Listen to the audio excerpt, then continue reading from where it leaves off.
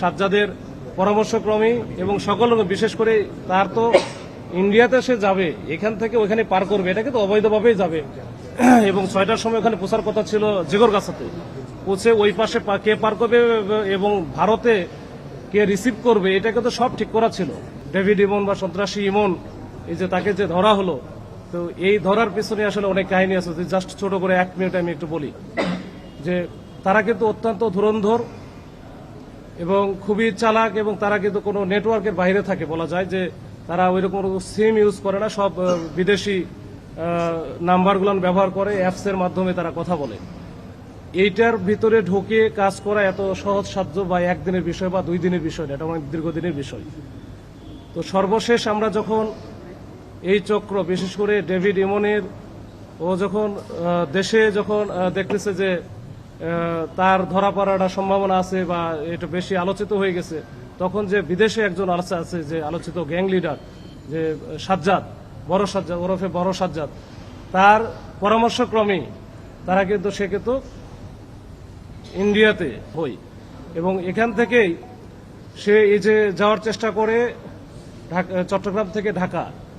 এই যে চট্টগ্রাম থেকে ঢাকা যাওয়ার পথেও কিন্তু আমরা ওই দাউদকান্দি যে এলাকাটা, ওইখানে আমাদের কুমিল্লা জেলার যে পুলিশ আছে, এসপি স্যারের সহযোগিতা আমরা ওখানেও আমরা চেষ্টা করেছিলাম, কিন্তু পরবর্তীতে আমরা ওখানে আমরা সফল হতে পারি না। এরপরে ঢাকাতে ঢুকে যাই, তারা ওখানে গিয়ে কিন্তু গাড়ি বদল করে, তা ইভেন তাদের যে ড্রাইভার পর্যন্ত চেঞ্জ করে ফেলে।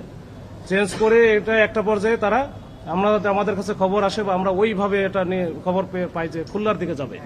তা আমরা কিন্তু সেইভাবে এই যে পদ্মা সেতুতে যে টোল প্লাজা আছে, ওইখানেও কিন্তু আমরা একটা চেকপোস্ট স্থাপন করি। বিশেষ করে ওইখানকার মুন্সিগঞ্জের পুলিশ সুপার স্যারের তাৎক্ষণিক রেসপন্সে ওইখানে ভালো একটা আমরা চেকপোস্ট করি, কিন্তু আমাদের ওইখানে আমাদের ব্যাড লাক যে আমরা ওই সময় আসলে ওইখানে ধরতে পারি নাই। এরপরে আমরা পাস করে চলে যাই। আমরা জানি যে সে যাবে খুলনাতে, ওইভাবে আমরা রূপসার দিকেও আমাদের এটা ওই খুলনা জেলা পুলিশের সহায়তায় আমরা এটা চেকপোস্টের ব্যবস্থা রেখেছিলাম, কিন্তু ইতিমধ্যেই তারা তো বারবার আসলে অনেক ডিসিশনগুলো চেঞ্জ করে।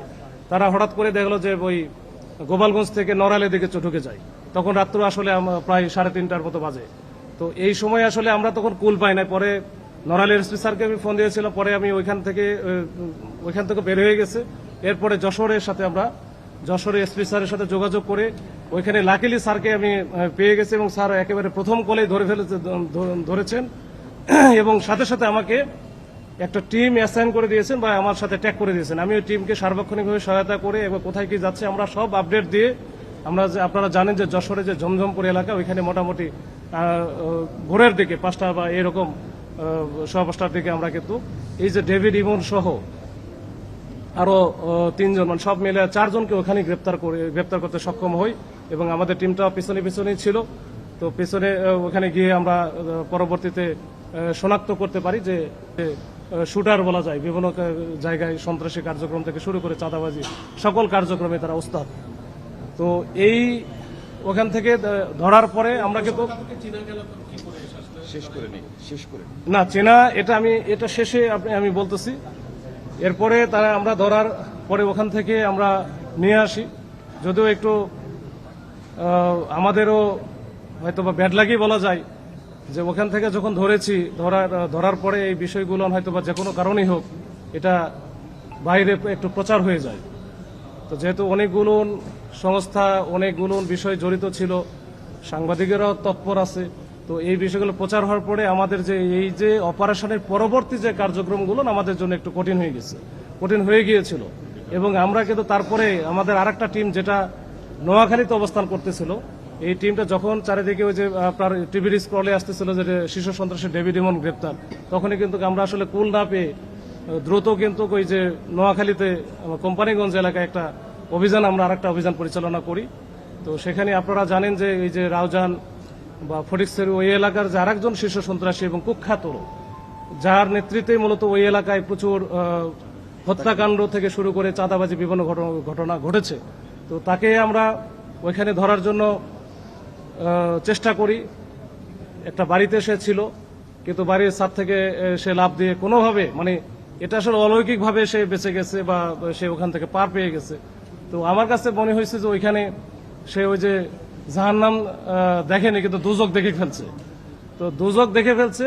এই সন্ত্রাসী যারা আছে, আমার যে মেসেজটা, যে এই চট্টগ্রাম অঞ্চলে এইখানে এই অপরাধ করে, সন্ত্রাসী করে, হত্যা করে, চাঁদাবাজি করে পার পেয়ে যাবে, এরকম হওয়ার কোনো সুযোগ নাই।